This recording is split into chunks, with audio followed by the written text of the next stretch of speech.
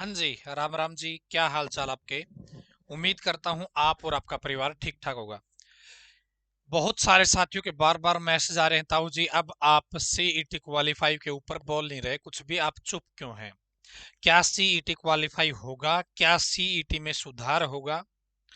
दोस्तों, जो मेरे से पर्सनली बच्चे मिल भी रहे थे, क्वालिफाई और सुधार के बारे में मैं पहले भी बोलता रहा हूं कि सुधार होने की उम्मीद है, लेकिन क्वालिफाई नहीं होगा। क्वालिफाई की मांग इसलिए की जा रही है ताकि यदि हम क्वालिफाई की मांग रखेंगे तो वहां से 20 गुना 15 गुना रिजल्ट मिल सकता है।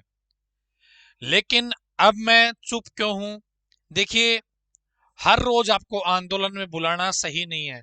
हर रोज आपको इस चीज के ऊपर कभी हिसार, कभी हांसी, कभी भिवानी, कभी कैथल, प्रयास हम सभी ने किए हैं, अच्छे प्रयास किए हैं और हमने अपनी मांग को सरकार तक पहुंचाया भी है। लेकिन क्या हम हर रोज इसी चक्कर में कि वे आज आपको हांसी बुला लेते हैं, आज आपको भिवानी बुला लेते हैं, 2 दिन बाद आपका ग्रुप डी का एग्जाम है, तब वहां पे आप अच्छी परफॉर्मेंस नहीं कर पाए, फिर आपके साथी ये बोलेंगे कि जब तो आप घूमते रहे क्वालिफाई को लेकर, कभी हांसी, कभी भिवानी, कभी जज्जर, कभी करनाल, कभी ताऊ के साथ, कभी दूसरे अध्यापक के साथ, तो इसलिए मैंने कम किया ताकि आप लोगों को ये ना लगे कि हम हर रोज केवल इन प्रदर्शनों में ही भाग ले रहे हैं।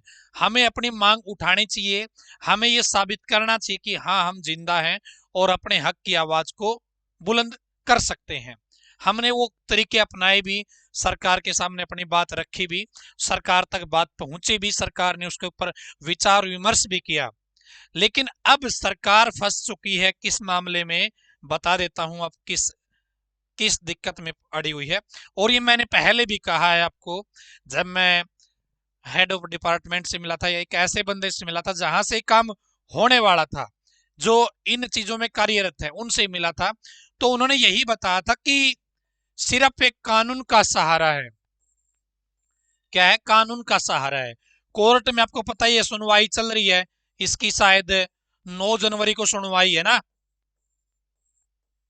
9 जनवरी को मैं पहले भी यही बोला है कि यदि काम होगा तो कोर्ट से ही होगा, कोर्ट के बगैर, क्योंकि सरकार चाहती है करना लेकिन वो ये बात कह नहीं सकती।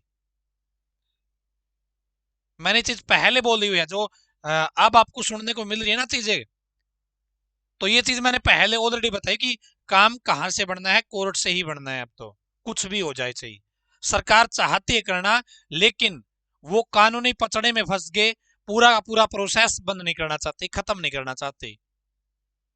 तो अब 9 जनवरी को ही मामला भाई कुछ आगे की रणनीति पता चलेगी। बाकी सीईटी क्वालिफाई नहीं होगा, सुधार की उम्मीद आप कोर्ट से, कानून से कर सकते हैं, सुधार की उम्मीद। ठीक है, सुधार की उम्मीद की जा सकती है। और आगे आपका ग्रुप डी का पेपर है, इसलिए सभी अध्यापक, हमने बातचीत करी थी, सभी अध्यापकों ने यही निर्णय लिया कि हम अपने स्तर पर प्रयास करते रहेंगे इस चीज के ऊपर, लेकिन अब विद्यार्थियों को बार बार इस चीज के लिए परेशान करना या भाई उनको कभी कहीं पे बुलाना, कभी कहीं पे बुलाना, कहीं ना कहीं उनकी पढ़ाई ही खराब होगी। यदि अच्छा परफॉर्मेंस आप ग्रुप डी में नहीं कर पाए तो फिर दिक्कत हो जाएगी। इसलिए भाई मैं थोड़ा सा शांत हूँ इस चीज के ऊपर कि हर रोज इन चीजों के ऊपर नहीं करते हैं। दूसरा, हरियाणा पुलिस वाले बच्चे बार बार मैसेज कर रहे हैं, तो आप हरियाणा पुलिस वाले विद्यार्थी भी यदि जुड़े हुए हैं तो आप उनका साथ दे भाई, वो भी लगातार प्रयास कर रहे हैं। और ग्रुप डी का पेपर मैंने बताया, यदि आप ग्रुप डी की तैयारी करना चाहते हैं, आपकी परफॉर्मेंस अच्छी हो जाए, सुधार हो जाए। देखिए, यदि आपको लगता है कि आपका 60 नंबर से कम स्कोर है सीईटी में, यदि आपको ऐसा लगता है तो आपको तैयारी की जरूरत है। यदि 60 से ऊपर है तो आप कहीं ना कहीं सोच सकते हैं कि अब आपको सेकंड पेपर के लिए कुछ पढ़ना चाहिए।